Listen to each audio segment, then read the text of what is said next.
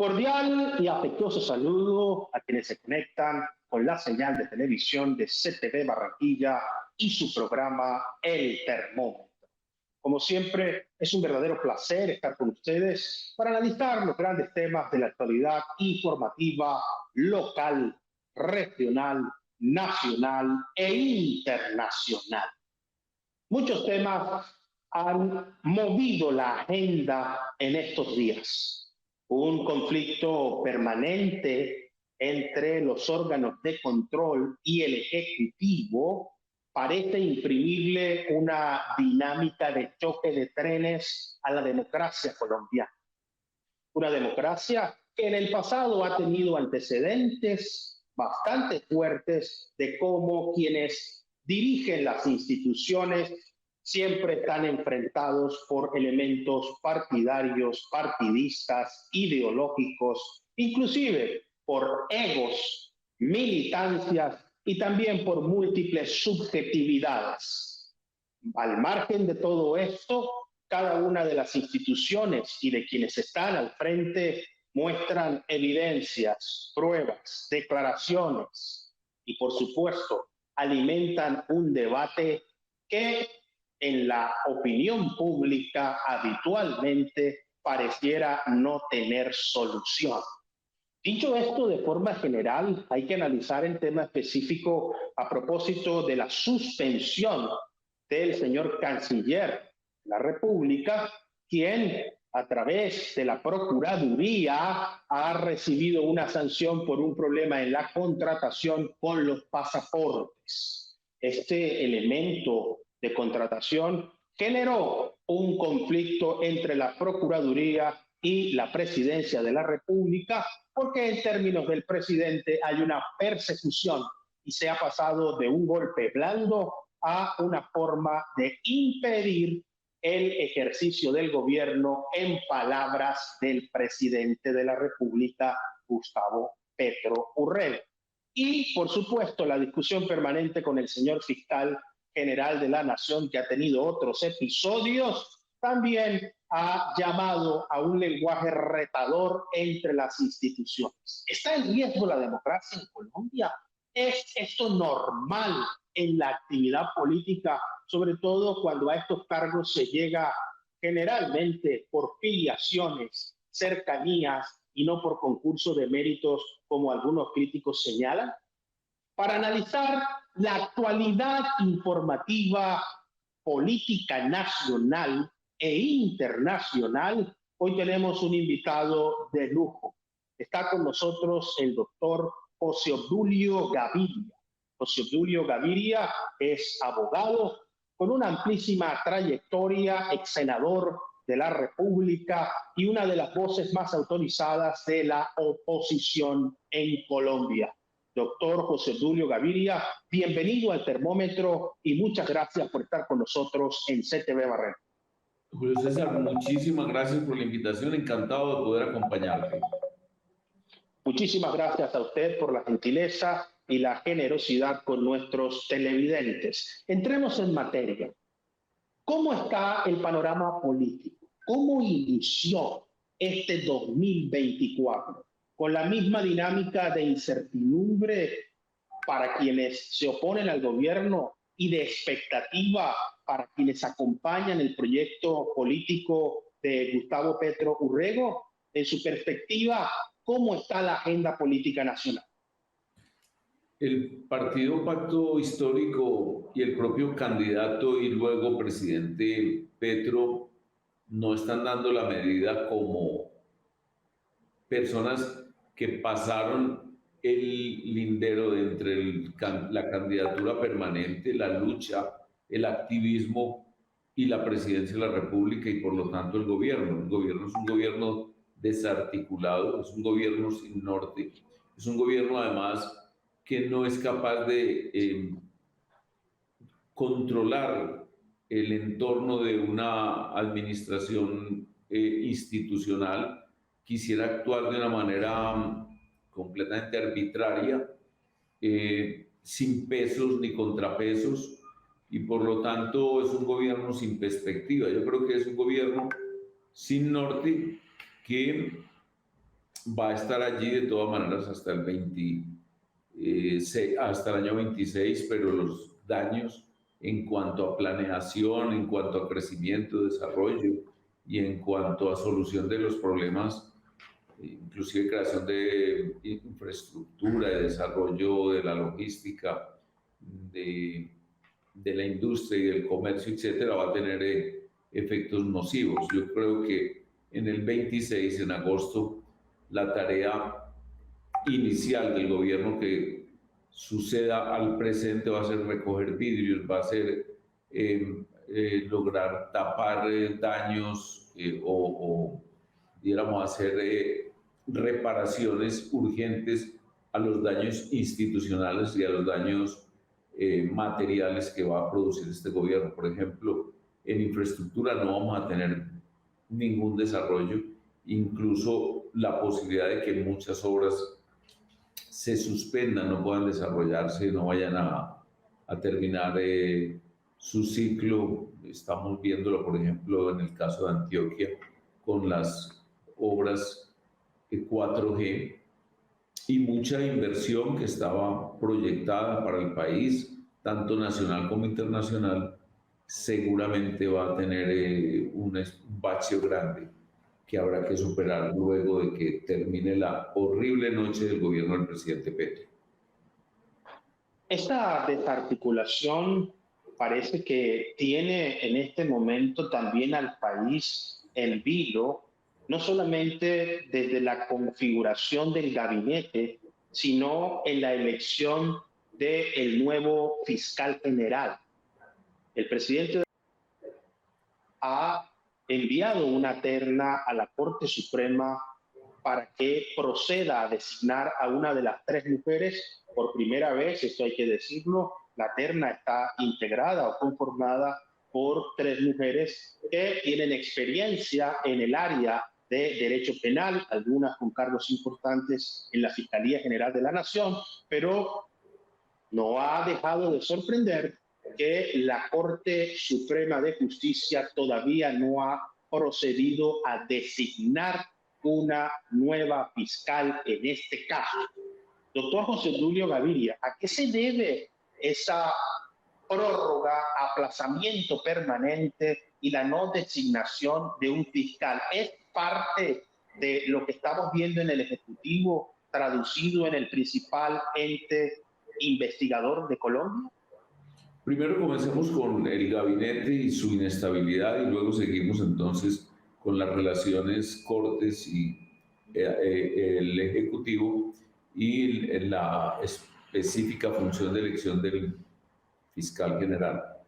El gobierno incorporó tres tipos de funcionarios y de personas del escenario político de tres orígenes. Por ejemplo, en el primer gabinete hubo un sector con elementos tecnocráticos que había sido siempre un sector que se expresaba partidario de la izquierda en Colombia, de los partidos de izquierda y, diéramos, socialistas incorporados en la vida política a través sobre todo del Partido Liberal.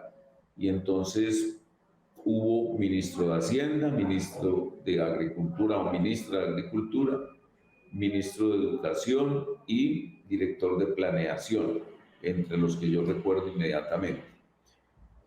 Salieron de una manera abrupta, fueron sacados del gabinete por incompatibilidad en cuanto a su manera de pensar, dijéramos, racional, basada en estadísticas, con estudios previos de las decisiones a tomar, y fueron expulsados. La verdad es que no merecieron casi que ni siquiera una llamada de la presidencia directa del propio presidente, sino a través de la señora Sanabria. De esa experiencia queda un libro que es memorable, el libro del ministro de Educación, expulsado del gobierno, quien narra y prácticamente es una disección de la estructura interna del gobierno extraordinaria, que es concretamente el ministro de Educación, Alejandro Gaviria. Entonces, por esa vía conocemos cuál es la estructura del gobierno. En segundo lugar, llamó dirigentes de la más vieja izquierda, como por ejemplo del Partido Comunista, la ministra de Cultura y la ministra de Deportes, a quienes despidió también en buena parte por incompetencia evidente. Entonces, con esos sectores ya, dijéramos, se ha ido marchitando mucho el activismo y el fundamentalismo teórico de la línea del programa del gobierno. Y en tercer lugar, ha tenido o ha incorporado activistas de la extrema izquierda provenientes de las FARC, algunos con simpatías con el ELN y con la vieja militancia del M-19, que ocupa cargos sumamente importantes casi que en la vida cotidiana del país, y también cargos de representación en la diplomacia. Entonces, con este grupo se ha ido fortaleciendo la presencia de la extrema izquierda, compañera natural de Petro en su vida política y en su vida como activista del terrorismo en Colombia. Este grupo no tiene experiencia ni capacidad técnica de ninguna especie y en lugar de irse retirando, o si se ha retirado ha sido de una manera involuntaria tanto de él como del presidente, y al fortalecerse ha generado un mayor caos y una mayor dispersión de la acción administrativa e incluso de la relación del gobierno con el legislativo. Ahí viene el tema de la fiscalía. La fiscalía supone una relación adecuada, muy, dijéramos, bien sopesada por parte del Ejecutivo para la función administrativa que tiene la justicia o que tienen las cortes, las altas cortes de Colombia, con la Constitución del 91, que es la elección de fiscal general de la Nación y la nominación de contralor, o participar en la nominación de contralor, participar en la nominación del procurador y elegir el registrador nacional del Estado Civil, que lo eligen los tres presidentes de las tres altas cortes. En esas circunstancias, el mal manejo ha generado, digamos, mucho ruido, y uno de los ruidos ha sido la elección del fiscal o la fiscal general de la Nación, dado que el presidente presentó una terna de mujeres. Y eso pues produjo tal ruido que la Corte Suprema de Justicia ha puesto un freno de mano y ha ido muy lentamente en el estudio del tema de a quién elegir. Solamente dio una primera ronda, hoy la dará la segunda. Se prevé que no habrá el número de votos suficientes para que ninguna de ellas obtenga los 16 votos, y por lo tanto vamos a tener entonces en provisionalidad a la vicefiscal del fiscal saliente, y con una circunstancia, y es que entonces el propio presidente de la República, algunos de los ministros, el presidente de Ecopetrol, el hijo del propio presidente, han tomado como una causa política la elección ya, con esa consigna, elección de fiscal ya, para eludir la acción de la actual fiscalía, que tiene imputaciones muy graves contra los que corresponden a los que le corresponde a la fiscalía investigar, porque el presidente de la República, recordemos, tiene un fuero especial que pasa por la Cámara de Representantes, el Senado de la República y posteriormente la Corte Suprema de Justicia. Entonces, esa presión creo que está siendo bastante contraproducente para quienes comenzaron a iniciarla, en particular para el presidente de la República, el doctor Petro, quien incitó a FECODE, un aparato sindical completamente controlado por el gobierno y por la izquierda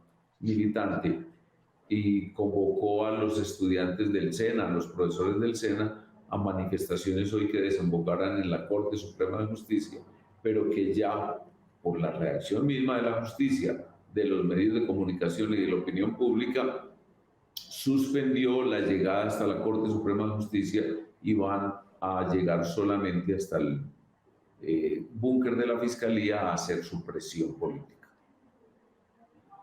Importante ver cómo en medio de este panorama existen bastantes actores que generalmente no estaban al frente del debate político, siempre se ocupaban de presionar, en el caso de FECODE, sobre asuntos dirigidos a la política de la educación, y si bien se les ha señalado de militancias y de algún tipo de influencias en la educación, no habían estado tan al frente más allá de las movilizaciones y de las marchas, como en el caso de una supuesta financiación al partido Pacto Histórico.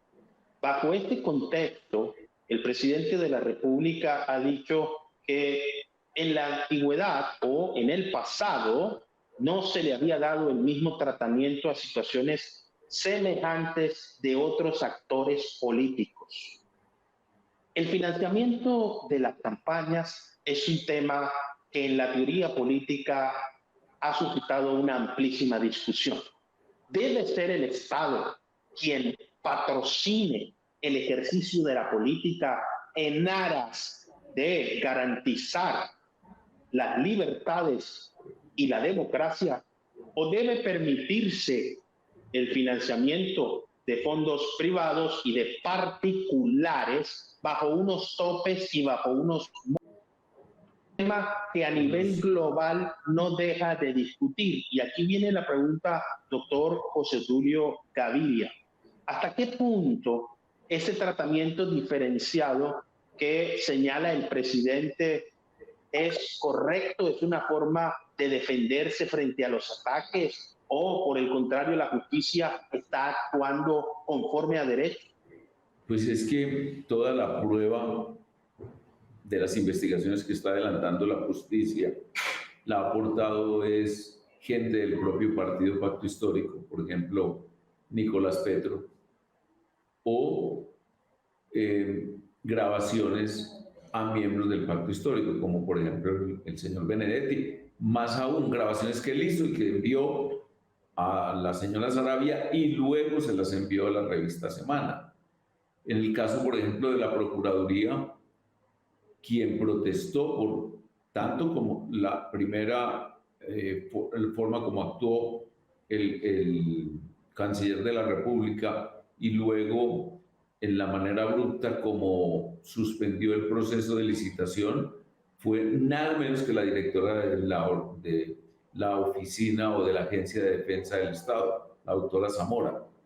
Entonces, en el tema específico de la investigación sobre la financiación, yo creo que el Pacto Histórico simplemente fue un partido muy descuadernado, muy poco brillante en el manejo administrativo, puso en manos de personas muy inexpertas un tema tan difícil, y lo digo difícil es porque el Congreso de la República en el periodo del 14, estableció unas normas o una normatividad muy draconiana estableciendo que la financiación o por fuentes prohibidas o por fuentes ilegales o por fuentes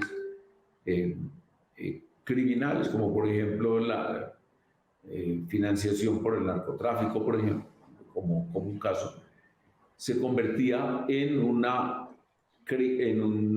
conducta punible para el gerente de la campaña y para el candidato a un puesto uninominal o a un puesto en el Congreso, para el gerente de la campaña de ese candidato al Congreso. Y entonces surgen hechos como el de la financiación de FECODE. Ellos mismos aportan como prueba un acta del Comité Ejecutivo de FECODE aportando 500 millones de pesos para la campaña, y luego se enteran a los meses que ese mecanismo está prohibido porque una de las fuentes prohibidas es la de la financiación a las candidaturas presidenciales por parte de personas jurídicas, y entonces corrigen el error. Y al corregirlo no notaron que de todas maneras estaban muy cerca del tope, estaban a 140 millones de pesos de violar el tope, estos eran 500 millones, y entonces hoy están alegando que es que el día de campaña no es el día de las elecciones no es campaña, que ya ese día se recoge el fruto, pero que lo que se hace antes del día de elecciones es la propia campaña para lograr que el electorado, que los ciudadanos decidan votar por algo. Eso es una argumentación sumamente mal elaborada y artificiosa, que yo creo que no va a pasar el examen ni del Consejo Nacional Electoral ni de la justicia colombiana. Pero entonces, frente a semejantes comportamientos y semejante aporte probatorio de ellos mismos a la justicia, cuando la justicia actúa y reacciona como debe reaccionar, llamando a la responsabilidad o imputando a quienes actuaron de la manera que acabo de narrar, entonces se enfurece el presidente y dice que es que hay una desinstitucionalización y que hay en marcha una especie de golpe de Estado que él llama blando. Eso no tiene ningún fundamento. La realidad es que su propia incapacidad, tanto administrativa como política, condujo a los hechos que se están produciendo por parte de la justicia. Estos elementos de análisis nos abren varias líneas para profundizar sobre la crisis de gobernanza y de gobernabilidad que cada día es más notoria en nuestro país. ¿En qué se distingue la gobernanza de la gobernabilidad? En muchos temas, pero dicho en un lenguaje simple, la gobernanza es la capacidad estratégica de conducir y liderar la toma de decisiones. La gobernabilidad representa el acompañamiento institucional, popular y principalmente el respaldo que tiene la ciudadanía frente a las decisiones de gobierno. En nuestro país se está viendo una crisis de gobernanza y de gobernabilidad que puede desencadenar en un conflicto si no se toman los correctivos necesarios, porque los problemas son ingentes. Nosotros en esta sociedad todavía estamos discutiendo de problemas de hace 100 años. En primer lugar, la seguridad. En segundo lugar, la inclusión y el empleo, el desarrollo económico, y ya aspirar a que esta sociedad se va a desarrollar científica y tecnológicamente a través de excelencia y calidad de la educación, parece que ha pasado a un segundo plano porque gran parte de la ciudadanía colombiana está luchando por sobrevivir y está bajo ese discurso y bajo ese lenguaje todavía intentando encontrar cómo alimentarse para vencer el hambre. Decimos todo esto, doctor José Tulio Gaviria, porque usted como experto ha sido un hombre que ha estado en el legislativo, como asesor de presidentes. Yo quisiera que nos ilustrara un poco si está en riesgo la democracia en Colombia o no hay razones para preocuparse cuando un presidente afirma que se puede dar una ruptura institucional y que hay una persecución para impedir que ejerza el gobierno. ¿Esto es simplemente una forma de evadir el compromiso o efectivamente tenemos razones para preocuparnos? ¿La democracia en Colombia está en riesgo? Yo creo que hay que tener una fuerte dosis de prudencia y de paciencia por parte de los actores políticos, dado que hubo una elección legítima del presidente Petro. y mientras él mismo no decida romper la institucionalidad, los colombianos tenemos que aceptar el hecho de que él es el presidente legítimo. No así ha ocurrido, por ejemplo, en Perú, porque en Perú el sistema presidencial es muy endeble y simplemente el recorrido de las últimas décadas muestra un país como Perú que ha tenido más de 10 presidentes. Eso es una cosa absolutamente absurda. Nosotros no tenemos esa institucionalidad endeble, la tenemos muy fuerte, a pesar de que quien predica que nuestra institucionalidad es endeble es precisamente el propio presidente de la República y la fuerza mayoritaria en el Congreso. Segundo lugar, nosotros tenemos que ser además muy proactivos desde las gobernaciones a las alcaldías, en donde el pueblo colombiano mayoritariamente otorgó mandatos a los partidos de la democracia en Colombia, para que desde allí por lo menos se ejerza una presión para el mantenimiento de ciertos elementos esenciales del Estado. Por ejemplo, el caso de la seguridad. La política de seguridad del gobierno nacional es una política contra la seguridad, es una política que combina el zafaronismo, es decir, la visión de que los criminales son buenos y que la sociedad los ha agredido y les ha dado razones para levantar las armas o para agredir a la institucionalidad y cometer delitos. Eso por un lado. Y la segunda es que solamente una política de acercamiento, de diálogo, de razonamiento con los criminales produce efectos positivos, y por lo tanto viene entonces la propuesta de la paz total, que es una especie de disparate institucional que en muy pocos países se había intentado o se había intentado experimentar, y que nos está conduciendo a un estado de anarquía como el que muestra, por ejemplo, la seguridad en Bogotá, los restaurantes más concurridos sometidos permanentemente, inclusive repetidamente, a atracos. Y bueno, situación que se está dando prácticamente en todo el país, la no persecución de las actividades terroristas, porque las organizaciones terroristas están sentados en la mesa con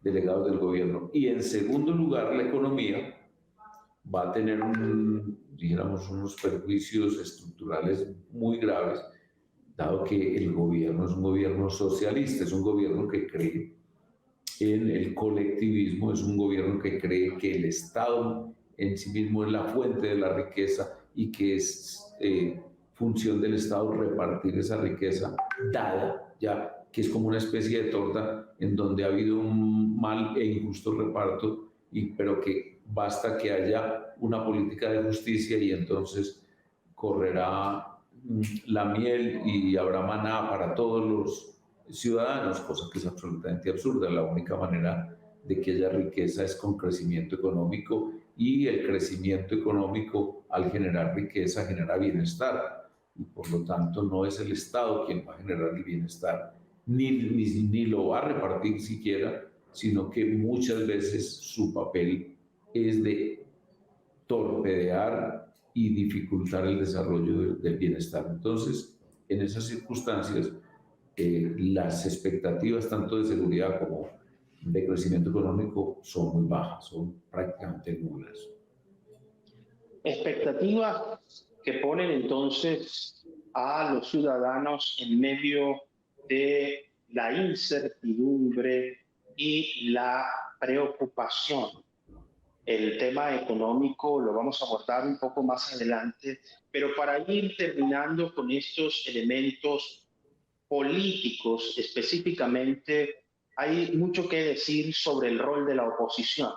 Si por algún momento podemos convenir en que el partido de gobierno, el equipo que acompaña al presidente y quienes lo respaldan están en una crisis interna de orden, de gobernanza y de gobernabilidad, Cuando empezamos a analizar la oposición, parece que no existen voces unificadas con un criterio propositivo y en algunos casos algunos han optado por el silencio, otros por una actitud beligerante, combativa, crítica, que los posicione otra vez en el mapa, y otros sectores han tomado una postura de conveniencia frente a las reformas.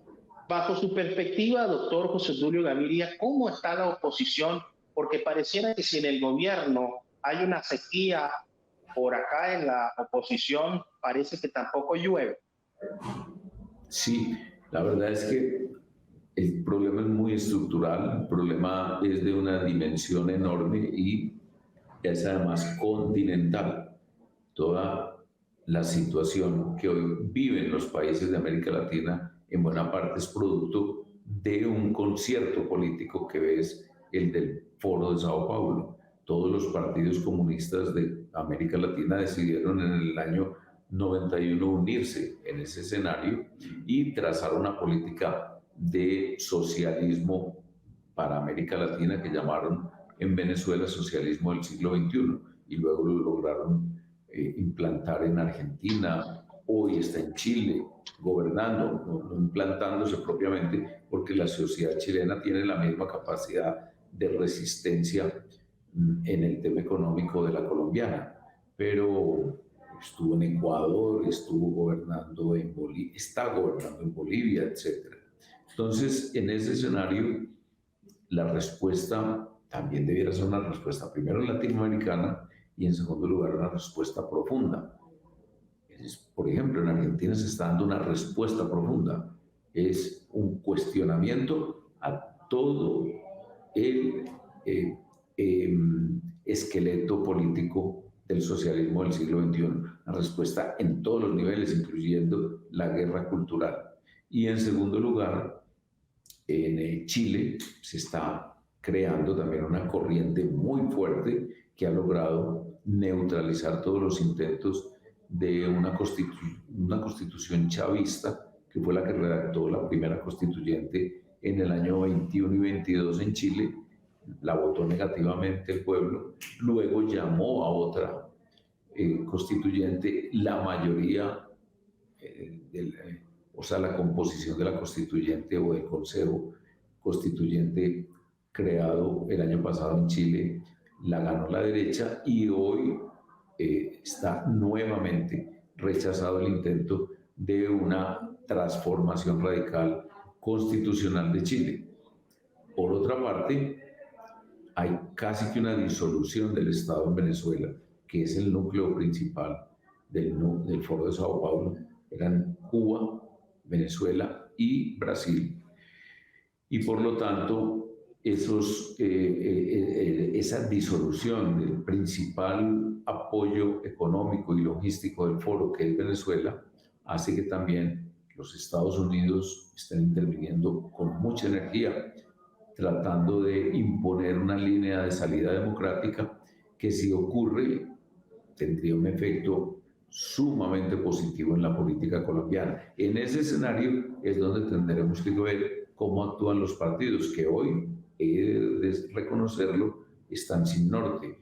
Prácticamente la totalidad de los partidos, por ejemplo el Partido Liberal y Conservador, están participando en el gobierno, de hecho. El Partido Cambio Radical se opone, pero digamos hace unas críticas de forma y no de los contenidos esenciales de la política de Petro, y el Partido Centro Democrático ha mostrado también una cierta, digamos, indisciplina o debilidad en cuanto a la forma de argumentación, porque lo hace pensando, o sus líderes en el Congreso, en sus propias candidaturas presidenciales y no en la estructuración de una línea de oposición fuerte que gane a la mayoría de la opinión pública para que respalde el partido. Este análisis que usted enmarca en el contexto internacional nos permite inferir que la crisis de liderazgo no es exclusiva de Colombia. Basta que uno se asome hacia nuestros vecinos con lo que ha ocurrido en Ecuador, lo que pasa en Venezuela, lo que sucede en el Perú y principalmente en países como Argentina y en Chile, demuestra que nuestros partidos políticos tienen un déficit en la formación de liderazgos, no en sucesiones ni en transmisión de jefaturas y planteamientos estratégicos o ideológicos, sino en el fomento y en la formación de líderes, más allá de la actividad política, de líderes sociales que tengan un rol propositivo, una orientación crítica, pero siempre orientada hacia plantear soluciones. Nuestros partidos políticos parece que tienen fines más que todo electorales, que son actividades y comandos que se desarrollan en campañas específicamente, pero el resto de los periodos están más dedicados a la agenda propia del gobierno, de la oposición, pero no a la agenda del país propiamente dicha, a defender, como su nombre lo indica, partidos. ¿Están reventados o están partidos? Y esto es una crítica general porque en sentido amplio la posición de un partido debe ser, sí, defender sus intereses, alinearse con sus fundamentos y sus estatutos, tener una perspectiva ideológica clara y una agenda y una propuesta de país. Pero cuando esa agenda está marcada por intereses particulares, los fines y los ideales de la política parecen distorsionarse. A partir de ese momento, sube la temperatura en el termómetro. Estamos con el doctor José Obdulio Gaviria hablando de la coyuntura nacional y quisiéramos preguntarle a propósito de un hecho lamentable que acaba de ocurrir en el municipio de Fundación, en Magdalena, una masacre. El tema de la seguridad en Colombia está asociada con la iniciativa de paz total. Hay un cambio en la agenda del Estado e institucional, un criterio definido en el marco de las negociaciones con el ELN y con los grupos criminales de la delincuencia común. Bajo ese concepto y esa doctrina de la paz total, las masacres parecen no cesar y han ya afectado a un número importante de familias en áreas y en zonas en las que no era habitual ver este tipo de acciones. La pregunta, doctor José Obdulio Gaviria, es ¿qué pasa con la seguridad en Colombia y hacia dónde va la paz total? Son 4 elementos que participan en la actividad que lleva o conduce a un país a la seguridad, que es el bien más importante que ofrece un Estado. Esa es casi que la explicación y la justificación de la existencia del Estado. Primero es la justicia, el aparato de justicia. El gobierno actual lo ha deslegitimado de una manera absoluta, tanto a la Fiscalía como a los propios jueces. Ya lo hemos hablado. En segundo lugar, las Fuerzas Armadas y las Fuerzas de Policía, que son las fuerzas de seguridad y que son las que además alimentan vía investigación y captura de los criminales la actuación de la justicia.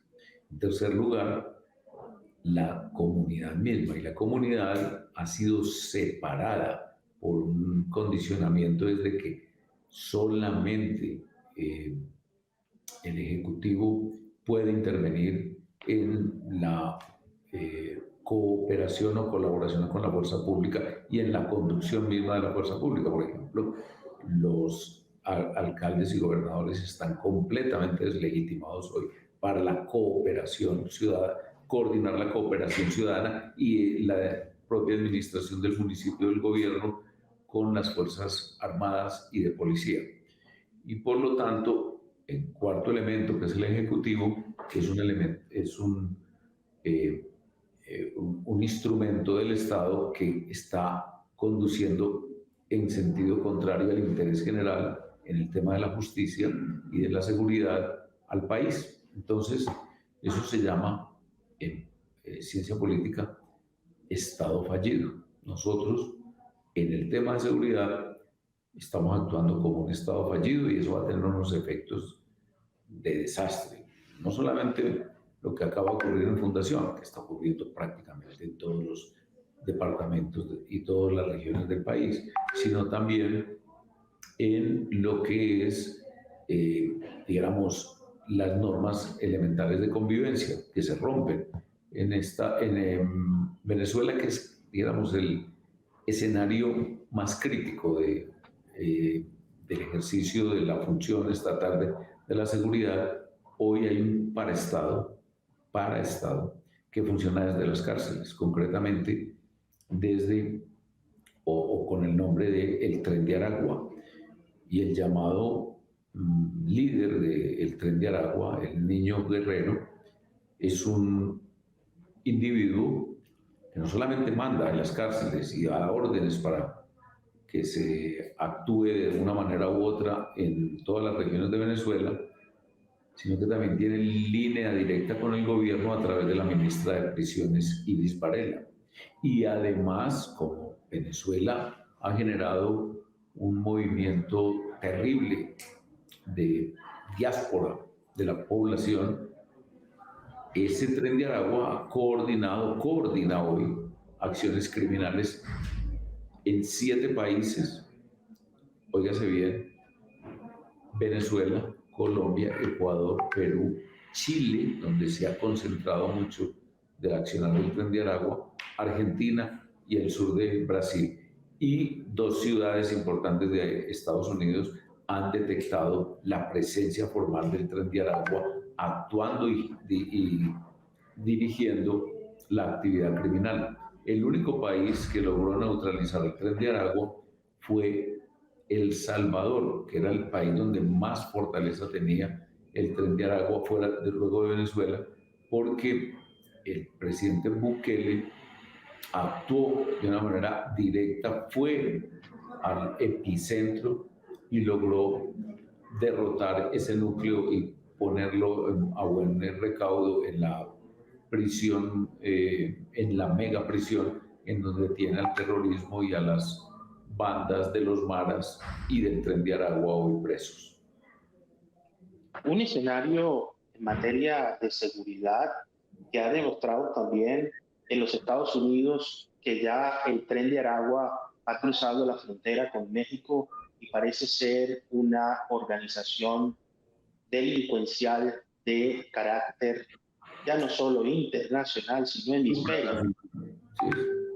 Y bajo esta perspectiva, doctor José Tulio Gaviria, la articulación en las unidades de mando, en la toma de decisiones y en la delegación en los gobernadores y los alcaldes, como usted muy bien lo ha dicho, parece que están completamente desarticuladas y apartadas de una política de Estado clara en materia de seguridad. Esperemos que esto pueda ser superado de algún modo y que desde las instituciones este país pueda salir adelante. Doctor José Tulio Gaviria, entremos a analizar brevemente la economía colombiana. Está iniciando un año que va volando. Este 2024 está como la temperatura, bastante cambiante y a ritmo muy acelerado. ¿Qué podemos esperar en la economía colombiana y en el contexto global en este 2024? ¿Una consecuencia del 2023? ¿Todavía la economía global afectada por conflictos internacionales y principalmente por el COVID-19 empezará a sentir ya crudamente los efectos de estas situaciones, o hay razones para tener esperanza y avanzar en el crecimiento económico en nuestro país? No, digamos, el entorno es muy malo. Las dificultades del mundo están, por ejemplo, expresadas en que hoy los 2 principales canales marítimos están prácticamente interrumpidos. El Suez, por los ataques terroristas en el Mar Rojo a las flotas y a los barcos mercantes, y en el caso de nuestro nuestro canal continental, el de Panamá, por el problema de la sequía. Eso es un elemento pues pernicioso para el desarrollo del comercio mundial. Pero además de eso, la guerra de Ucrania, Rusia-Ucrania, con expansión hacia otros países muy rápidamente, más las dificultades en Asia y África, concretamente por el terrorismo contra Israel, han generado unas situaciones de interrupción de las cadenas de producción y de las cadenas comerciales que van a tener un efecto drástico de la economía global y Colombia. Pero en Colombia también tenemos un problema real, y es que la estructura que generó el gobierno del presidente Petro, estructura tributaria, ha tenido un efecto y lo va a seguir teniendo sobre el crecimiento. Y al no haber crecimiento no hay riqueza, y al no haber riqueza no hay tributación. Es un primer lugar. El gobierno va a tener dificultades enormes para financiar muchas de las cosas que hay que hacer. Y en segundo lugar, no la dispersión, sino la orientación del gasto en Colombia está reflejado en un hecho que ocurrió en Barranquilla. Frente a un proceso como el de los Juegos Panamericanos, que dinamiza la economía, genera turismo, reúne a los colombianos, tiene unos efectos positivos en la mente nacional, en el espíritu de la nación. Él le dijo a la ministra, el presidente Petro le dijo a la ministra de Turismo, de Deportes, que lo mejor era esa plata para la paz. Y la verdad es que la plata para la paz es la plata para financiar el no hacer absolutamente nada o seguir cometiendo delitos de una serie de individuos a los que les va a llegar a través del gobierno una suma de $1 millón mensuales. Es decir, los retira completamente de la actividad productiva, no les da una oferta distinta a las subvenciones y a los subsidios, y genera entonces efectos totalmente desastrosos sobre la economía nacional. Las esperanzas de Colombia con estos 2 años largos del gobierno de Petro son muy escasas. Yo creo que vamos a seguir teniendo crecimiento muy pequeño, del 1%, que es lo que ellos tienen, o digo ellos, los que calculan el futuro económico de un país, sino que de pronto podemos llegar realmente a indicadores indicadores negativos de crecimiento, es decir, indicadores de decrecimiento, que inclusive tiene en el gobierno una escuela que apoya esa política, que es la política del decrecimiento, la de los teóricos franceses que enunciaron que el mundo se iba a acabar si seguía creciendo. Una política que, más allá del lenguaje teórico de macroeconomía, genera una fuerte polémica y que ya, por suerte, parece que hace algunos meses no hace parte del discurso político desde el Ejecutivo, por lo menos con la misma intensidad del primer año de gobierno al hablar de decrecimiento. Sin embargo, no se ha quitado todavía aquella propuesta de descarbonizar la economía y dejar de explorar las reservas de petróleo que posiblemente puedan estar en territorio nacional. Y aquí hay una pregunta concreta, doctor José Obdulio Gaviria. ¿Es correcto salvar el medio ambiente, tener una política pública amigable con el ecosistema, sustituir los recursos no renovables, dejar atrás el carbón y el petróleo en una economía como la nuestra y hablar de una transición hacia otro tipo de energías limpias? ¿Este discurso va más allá del ambientalismo y tiene algún asidero en un país como el nuestro con tantas dificultades? Pues es que eso ya se aplicó en un país vecino, la política del decrecimiento para justificar la destrucción de todo el aparato productivo de exploración, explotación y procesamiento del petróleo, que es Venezuela. Jesse Chacón es uno de los teóricos de la política del decrecimiento y él fue uno de los que incorporó en la época del presidente Chávez el concepto de crecimiento y simplemente mantener una especie como de stand-by en cuanto a que se produjera el mínimo de petróleo y no se explorara absolutamente un solo centímetro del territorio. Esa política ya está aplicada ya y nosotros pues aquí estaríamos sacrificando prácticamente la tercera parte de los ingresos fiscales y además generando una pobreza comercial absoluta, porque no tendríamos nada que exportar ni nada con que importar. No tendríamos fondos para importar bienes.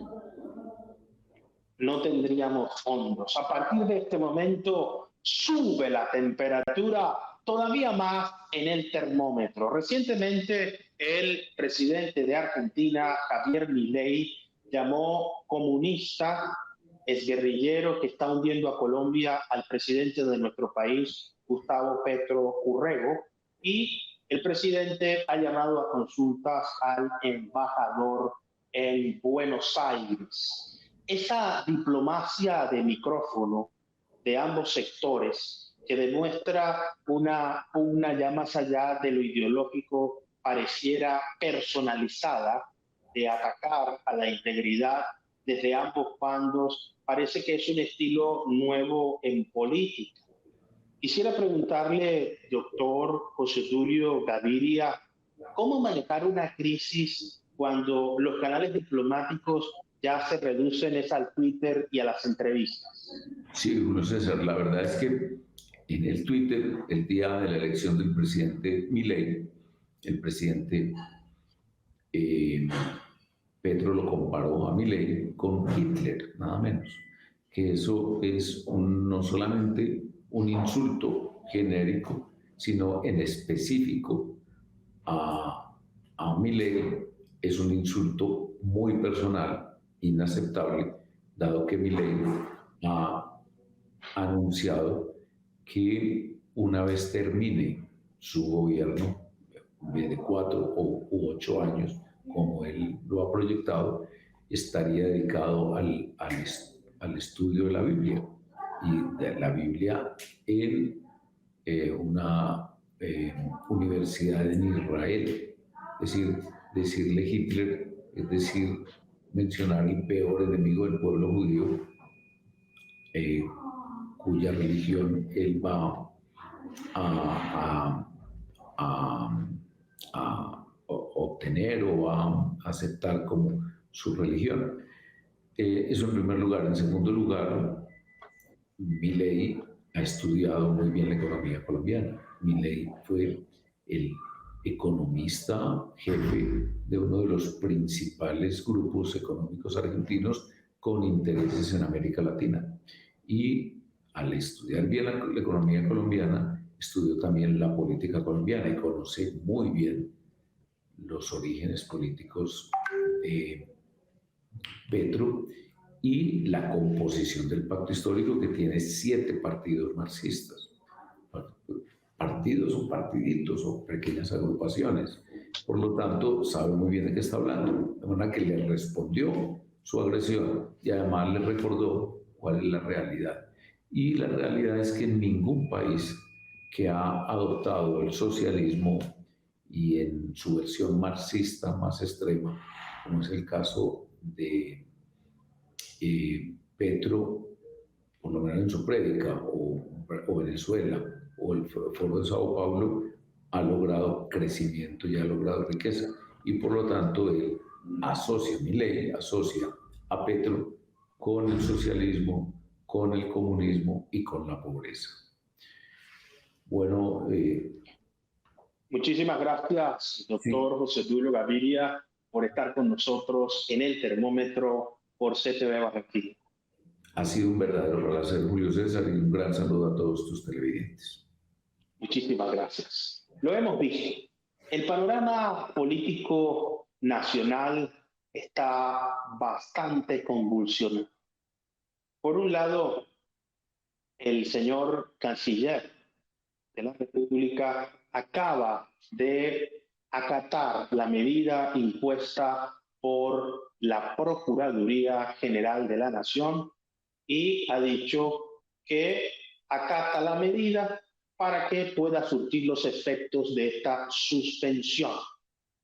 Por otro lado, la Corte Suprema de Justicia ha decidido no elegir la fiscal de la Terra. Una masacre ha sacudido la costa atlántica en un municipio tan importante y tan querido por toda la región como lo es Fundación en el departamento del Magdalena. Una situación que parece dejar evidencia de crisis de gobernabilidad y de gobernanza. Desde aquí, respetuosamente hacemos un llamado a todos los actores de nuestra sociedad colombiana. Es hora de superar las diferencias, dejar atrás la polarización que tanto daño le hace al país. La división en tiempos de crisis es el peor enemigo del desarrollo. Una sociedad dividida que no es capaz de superar sus propias diferencias, de aceptar y tolerar al que no piensa de la misma forma, demuestra que tiene grandes retos en su cultura política y en su desarrollo social. ¿Cómo se puede avanzar entonces hacia la construcción de un modelo social que garantice lo que reza en nuestra Constitución? Se requiere voluntad política. Voluntad, sí, desde el Ejecutivo, desde el alto gobierno, pero también desde las instituciones y la ciudadanía. Una buena sociedad está articulada por el Estado, el sector privado y las comunidades. Si la comunidad se distancia del Estado y el Estado se aparta de todo diálogo o vínculo con el sector empresarial, privado, con el mercado y con las iniciativas productivas, esa sociedad no puede avanzar. La división, la polarización, la crisis de gobernabilidad y de gobernanza lo que genera es atraso. Y nadie quiere que le vaya mal al presidente. Por el contrario, si le va bien al presidente de los colombianos, nos irá bien a todos. Es hora de que se levanten voces en procura de la integración, del encuentro, del diálogo, de la convivencia pacífica, porque la convivencia pacífica es la herramienta que facilita la seguridad y la gobernabilidad.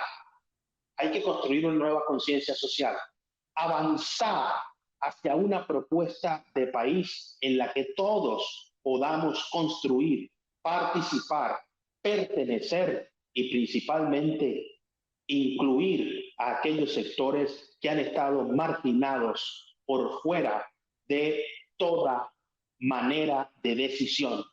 Las decisiones cambian el destino. Tomar buenas decisiones son síntomas de una sociedad que goza de buena salud. En materia de relaciones internacionales, nuestros embajadores, nuestros diplomáticos, no solamente son la cara del país ante el mundo, tienen un deber y un compromiso con la gestión de los intereses nacionales, con la atención a los millones de colombianos que están fuera de nuestro territorio, a quienes residen más allá de nuestras fronteras, buscando encontrar aquellas cosas que no encuentran en nuestro suelo. Es hora de que el país entre en una dinámica diferente, dejar atrás el conflicto y construir nuevas alternativas de emprendimiento, de desarrollo, de diversificación de la economía. Diversificar implica considerar todas las formas de producción para generar utilidad. Generar utilidad es el primer paso hacia la prosperidad. Cuando se generan ganancias, se está más cerca de superar indicadores negativos como la inequidad, la exclusión y la pobreza. No olvidemos nunca esto. No existe yo sin nosotros. Lo mejor de todos para ti y lo mejor de ti para todos. Muchísimas gracias por estar con nosotros en el termómetro por CTV Barranquilla. Nos estamos viendo en todas partes.